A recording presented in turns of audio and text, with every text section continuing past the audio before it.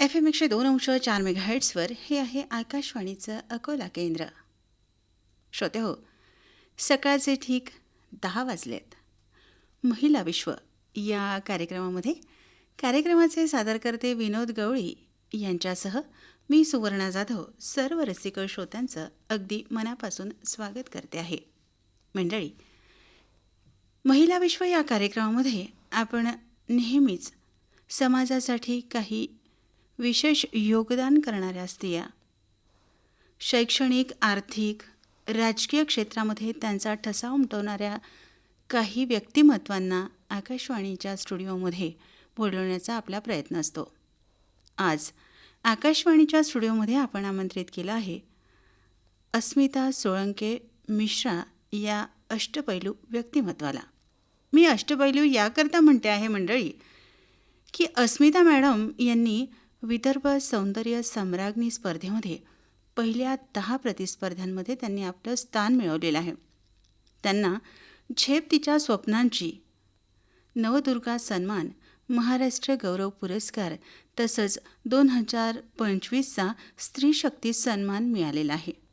समाजसेवा सोबतच त्यांनी सौंदर्य सम्राज्ञी स्पर्धेमध्ये सुद्धा सहभागी त्या झाल्या होत्या. म्हणजे याच्यामधनं आपल्याला असं जाणवतं की सामाजिक प्रश्नांची जाण त्यांना तर आहेच, परंतु त्यासोबतच त्यांच्या सौंदर्याचा वापर त्यांनी सौंदर्य स्पर्धेसाठी करून घेतला. या स्पर्धेमध्ये सहभागी होत असताना त्यांना सिने अभिनेत्री सुधा चंद्रन यांच्या हस्ते सुद्धा सन्मानित करण्यात आलं. आणि सध्या त्या अकोल्याच्या वैशाली प्रोडक्शन या ब्युटी पेजंटच्या त्या ब्रँड ॲम्बॅसिडर आहेत. आणि याबरोबरच हे सगळं सांभाळत असताना दिव्यांग फाउंडेशनसाठी सुद्धा त्या काम करतात आहे. मंडळी, एवढं सगळं त्या कसं सांभाळतात? सौंदर्य स्पर्धा असो, साहित्य क्षेत्र असो, दिव्यांगांसाठीचं काम करणं असो किंवा मतदारांमध्ये जनजागृतीपर कार्यक्रमांमध्ये सहभाग असो, हे सगळं करत असताना त्या कोणत्या प्रश्नांना कसं सामोरं जातात हेच आपण जाणून घेणार आहोत त्यांच्याकडून. अस्मिता मॅडम ह्या दिव्यांग फाउंडेशनसाठी सुद्धा काम करतात आणि विशेष बाब म्हणजे त्या स्वतः दिव्यांग आहेत. मंडळी, एक दिव्यांग व्यक्ती जर एवढ्या सगळ्या क्षेत्रामध्ये काम करू शकते, समाजासाठी काम करू शकते, तर समाजाने नक्कीच त्यांचा आदर्श घ्यावा. मंडळी, आपण त्यांचा जीवन प्रवास उलगडणारच आहोत, पण मॅडम आकाशवाणीच्या स्टुडिओमध्ये आज अगदी आपलं मनापासून स्वागत. धन्यवाद मॅडम. माझा पहिला प्रश्न तुम्हाला असा असेल की आपण दिव्यांग फाउंडेशनसोबत कसं जुळलात? हो, नक्की मला सांगायला आवडेल.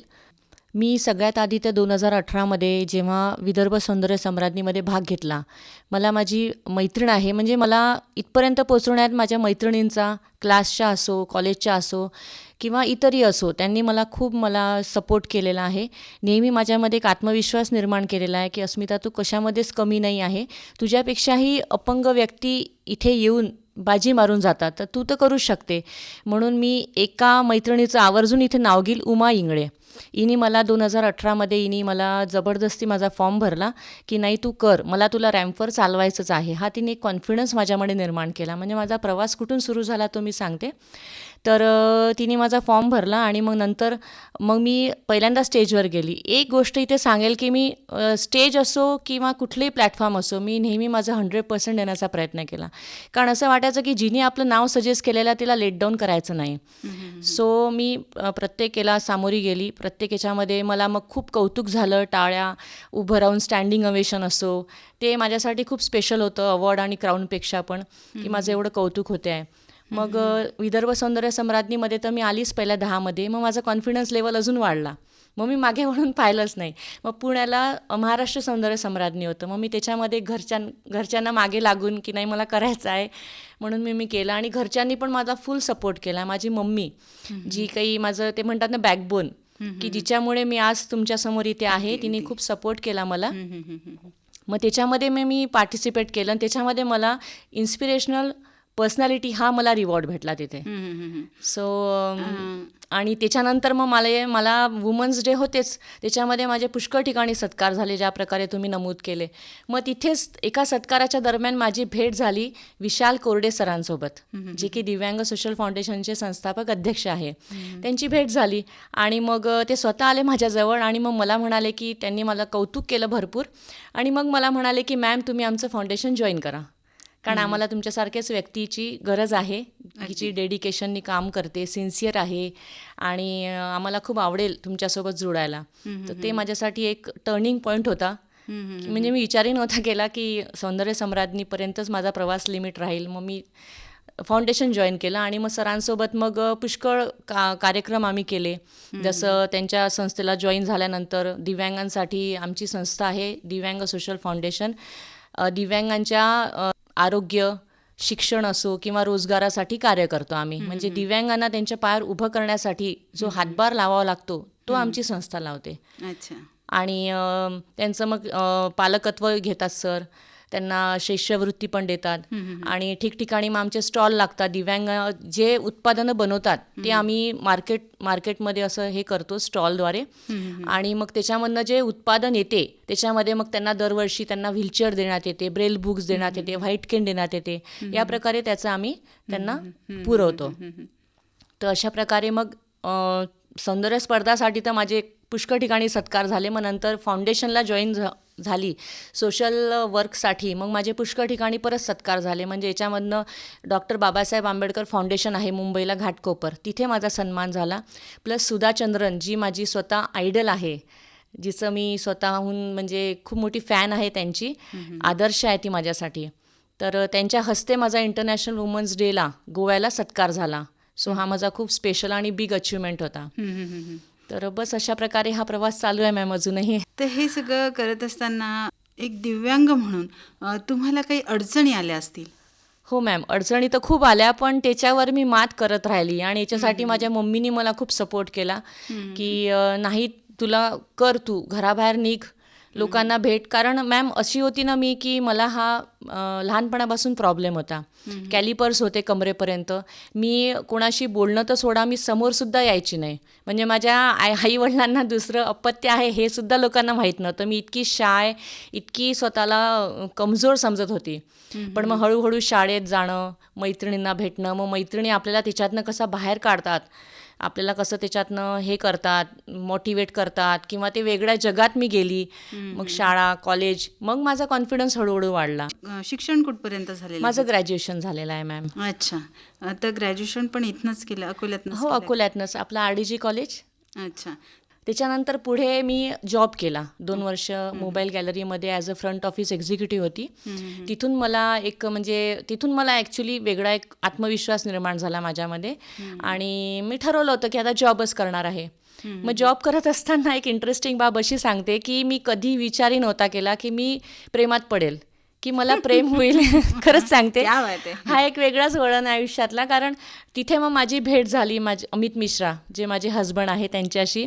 आणि ते म्हणतात ना की त्यांनी मला भाग पाडलं त्याच्या प्रेमात पडायला, की त्यांनी ॲज इट इज मला ॲक्सेप्ट केलं मॅम, मी जशी आहे तशी. कारण ते नॉर्मल आहेत, दिसायला छान आहे, सगळं व्यवस्थित आहे, पण त्यांनी मी जशी आहे तसं मला ॲक्सेप्ट केलं.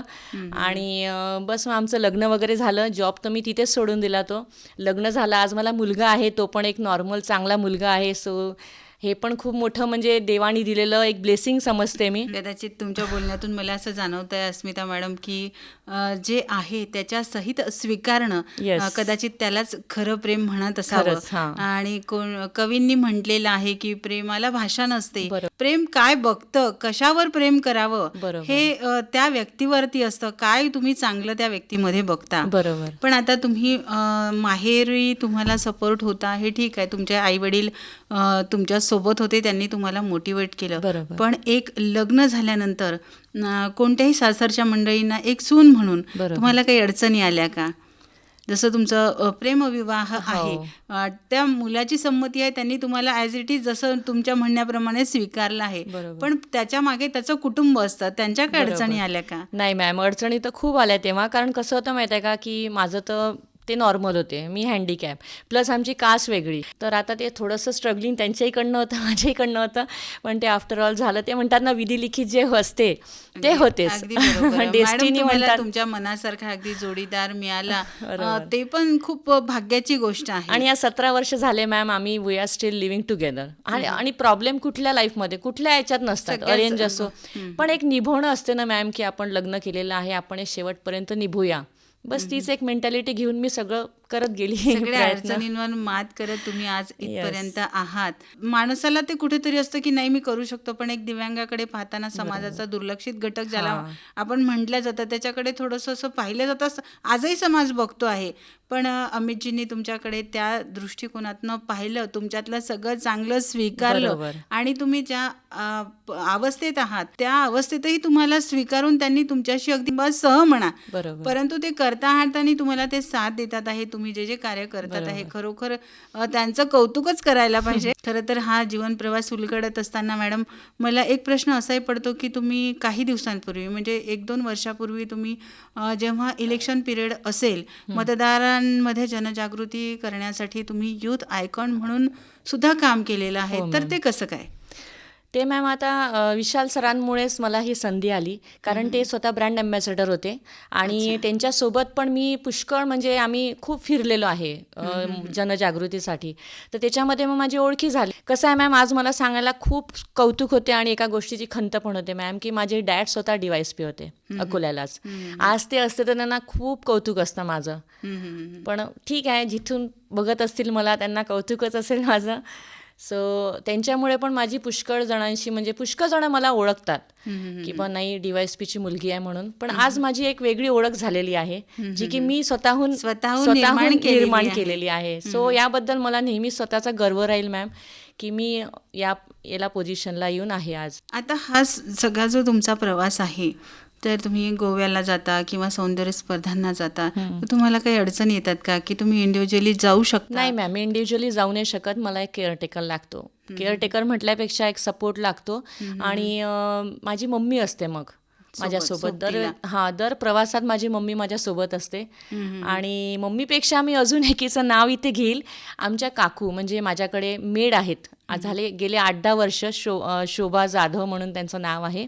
तर त्या नेहमी म्हणजे त्या पण असतात माझ्यासोबत. मी स्कूललाही जायची तर रिक्षातनं आम्ही दोघं भाऊ बहीण उतरायचो. माझा भाऊ पण हँडिकॅप आहे. आम्ही दोघंही रिक्षातनं उतरायचो. भाऊला एकजण उचलायला यायचा आणि 2 मैत्रिणी मला धरायला यायच्या. असं धरून धरून प्रवास केलेला आहे. पण जेव्हापासून माझ्या हातात स्टिक आली तेव्हा मग मी पाहिलं की अरे मला आधाराची गरजच नाही आहे, मी ते एकटी चालू शकते, स्वावलंबी बनू शकते.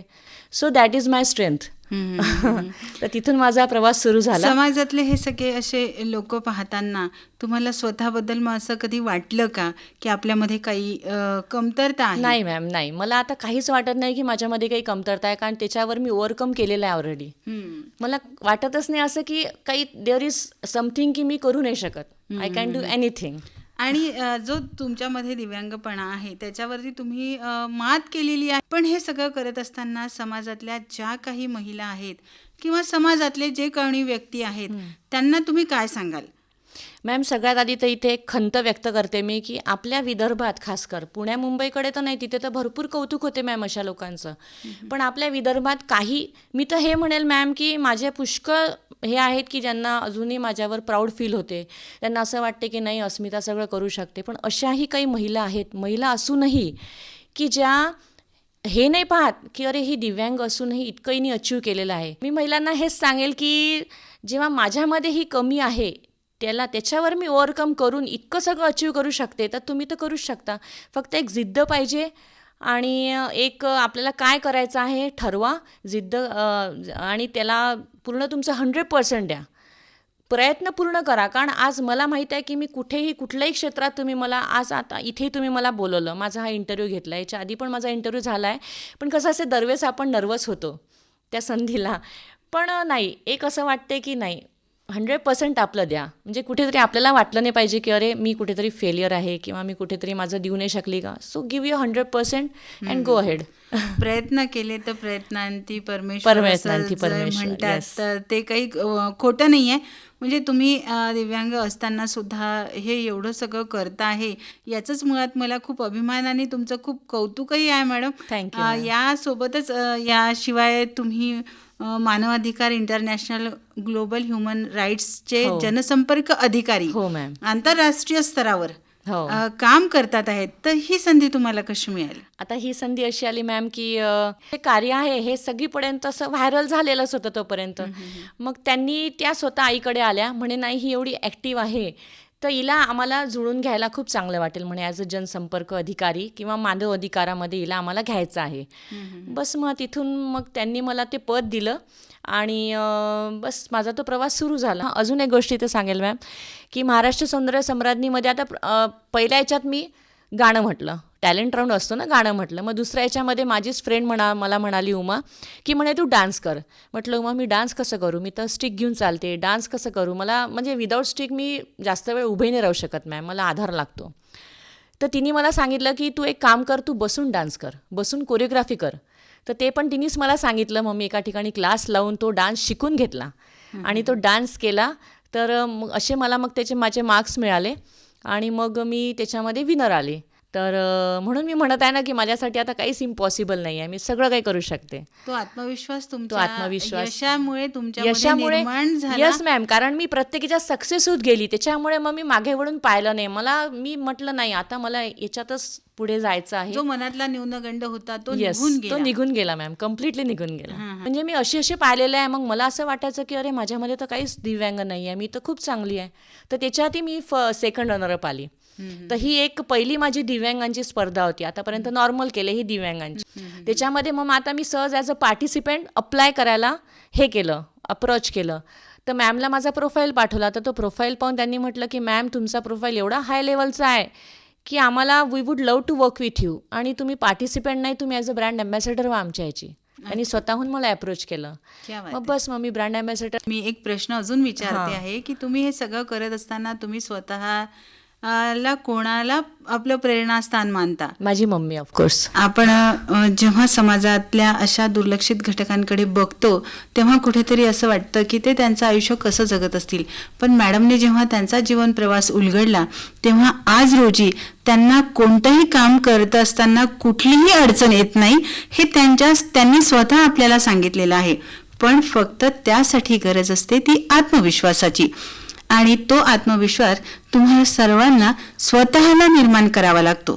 जाता जाता मॅडम मला तुम्हाला एक अजून असा प्रश्न विचारावा असं वाटेल की तुम्हाला कोणत्या क्षेत्रात काम करायला आवडतं? फिल्ममध्ये सुद्धा काम करण्याची संधी मिळाली हो आहे मॅम. असं मी ऐकलंय. हो, हो. तर ते कोणत्या? सांगते ना मॅम. इकडे एक पूनम प्रोडक्शनचा अजून एक ब्युटी पेजंट झाला होता. तर त्याच्यामध्ये पण एक स्पेशल वॉक होता माझा आणि त्याच्यामध्ये मला अवॉर्ड दिलं होतं सोशल वर्क आणि माझ्या कार्याबद्दल. तर तिथे माझी ओळख त्या मॅमशी झाली आणि त्या मॅमनी असं ठेवलं होतं की जे काही स्पर्धक असतील, जितके पण पार्टिसिपेंट, त्यांना घेऊन त्या शॉर्ट फिल्म काढणार होत्या, त्याच्यामध्ये त्यांना संधी देणार होत्या. तर मग याचे ऑडिशन झाले आणि आलोक शर्मा प्रोडक्शन म्हणून हे डिरेक्टर आहे, त्याचं पण नाव आहे मॅम डिझायनर ड्रीम्स असं त्या शॉर्ट फिल्मचं नाव आहे. तर त्याच्यामध्ये काम करायची संधी मला मिळाली.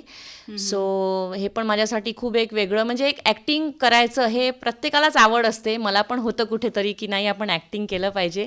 सो आता त्या क्षेत्रामध्ये गेली आहे मी. तर आता 13-14 तारखेला मोठं प्रीमियम होणार आहे, तुम्हाला सगळ्यांना ते पाहायला मिळेल.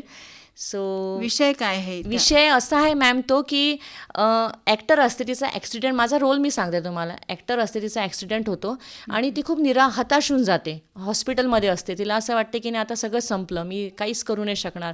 पण मी तिथे ॲज अ नर्स म्हणून माझा रोल आहे, जो त्या स्टोरीमध्ये इम्पॅक्ट असा पाडतो की मी तिला सांगते आहे की मी लहानपणापासून चालू नाही शकत व्यवस्थित, धावणं तर दूरची गोष्ट आहे, पण तुझ्याकडे आज सगळं आहे, तू सगळं करू शकते, ॲक्सिडेंटच झाला आहे, याच्यामध्ये काही खूप मोठी गोष्ट नाही आहे, मी करू शकते तर तू. म्हणजे या प्रकारे मी तिथेही मोटिवेट केलेलं आहे. तुमच्यातनं तुम्ही काहीतरी समाजाला संदेश Yes, देण्याचा ma'am, yes. त्या पात्र जे तुम्ही निभवता आहात Yes. त्याच्यातनं संदेश देण्याचा प्रयत्न करता. बरोबर. जाता जाता मॅडम मला तुम्हाला विचारायचं वाटेल की तुम्हाला ह्या सगळ्या अभिनय क्षेत्रात सुद्धा आवड आहे, नक्कीच संगीत क्षेत्रात सुद्धा असेल. हो, तर ma'am. तुमचं एखादं आवडतं गाणं आम्हाला नक्की ऐकायला आवडेल. चालेल मॅम. तर गाणे तर पुष्कळ आवडते आहे, पण एक गाणं मला आता जस्ट सडन आठवलं की किसी की मुस्कुराहटों पे हो निसार, किसी का दर्द जो मिल सके तो ले उधार, हे गाणं किसी तुम्ही आम्हाला गाऊन दाखवलं तर जास्त चांगलं होईल. चालेल मॅम, ओके, मी प्रयत्न करते. किसी की मुस्कुराहटों पे हो निसार, किसी का दर्द मिल सके तो ले उधार, किसी के वास्ते हो तेरे दिल में प्यार, जीना इसी का नाम है. क्या बात आहे, क्या बात आहे. मॅडम, आकाशवाणीच्या स्टुडिओमध्ये आपण आलात, अगदी मनापासून धन्यवाद. तुमचे पण खूप धन्यवाद ma'am. Thank you for this opportunity.